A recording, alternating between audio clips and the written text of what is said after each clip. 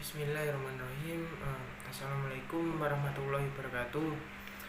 Di sini kami akan sedikit menjelaskan mengenai peran kelembagaan penjamin risiko kartu tani dan strategi optimalisasi kartu tani dengan kelompok Muhammad Daniel Fahmi, Abdillah Alan-Nuri Islami, Fathul Amar dan Fandi Ahmad.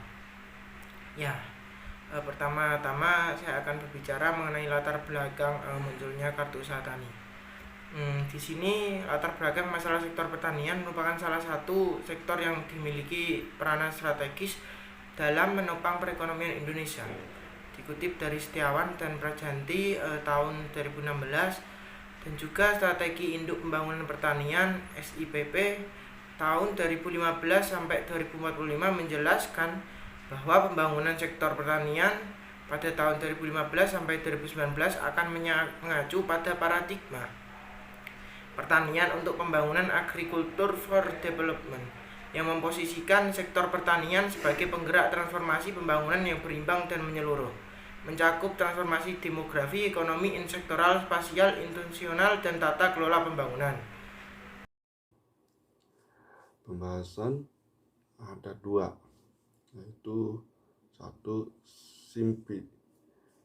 Permasalahan penyaluran pupuk bersubsidi dapat diatasi aplikasi sistem informasi atau manajemen pangan di Indonesia.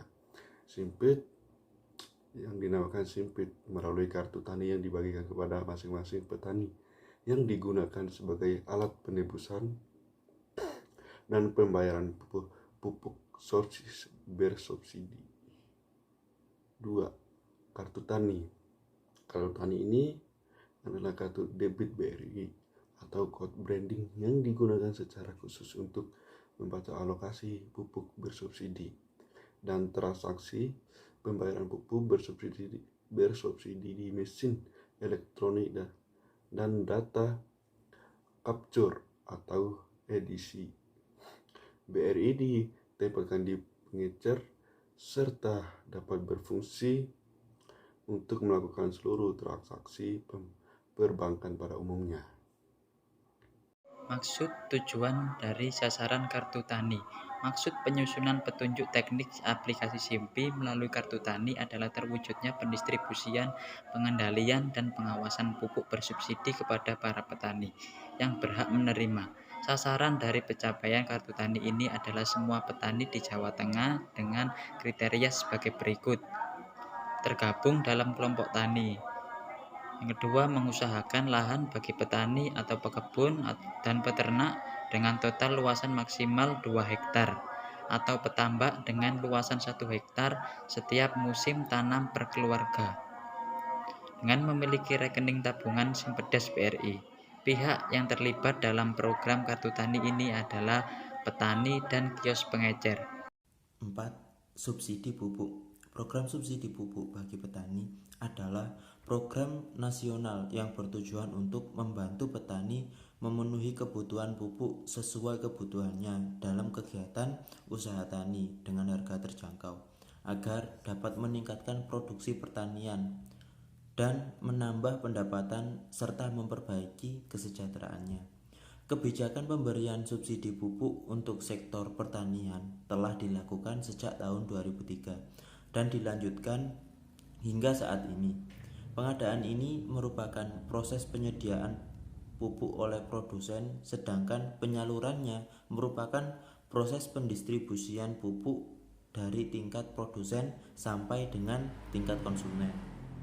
Artinya, pupuk bersubsidi memang diberikan oleh pemerintah kepada produsen pupuk yang selanjutnya proses pengadaan pupuk kepada para petani dengan memberikan harga pupuk yang terjangkau.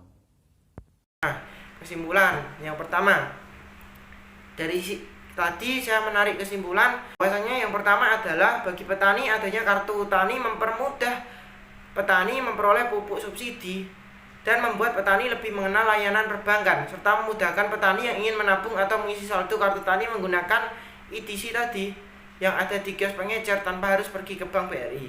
Bagi kios pengecer, adanya kartu tani memberikan mereka tambahan penghasilan dari biaya administrasi yang dibebankan kepada petani. Nah, di situ keduanya sama-sama memperoleh keuntungan dari adanya kartu tani ini. Nah, bagi masyarakat umum yang membutuhkan layanan perbankan seperti menabung, transfer atau membayar tagihan listrik, manfaat bagi pemerintah yaitu dapat diperoleh data yang lebih valid mengenai jumlah petani, luas lahan, kebutuhan pupuk, dan juga kartu tani memberikan manfaat bagi Bank BRI karena dapat menambah agen BRI Link. Nah, yang kedua yaitu permasalahan yang dihadapi dalam pelaksanaan kartu tani. Apabila dilihat dari segi aspek petani, masalah yang dihadapi adalah masih banyak petani yang belum paham mengenai kartu tani ini. Jadinya fungsi dari kelembagaan ini nantinya juga menjadi penyuluh bagi petani yang masih memang belum paham betul mengenai adanya program kartu tani.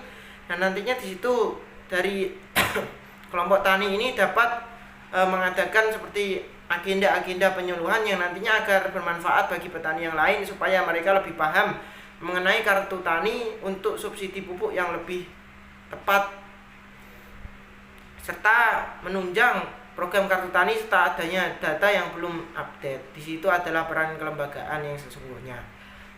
Mohon maaf apabila ada kesalahan kata dan lain sebagainya dari saya. Wallahul muwaffiq ila aqwamit thoriq. Wassalamualaikum warahmatullahi wabarakatuh.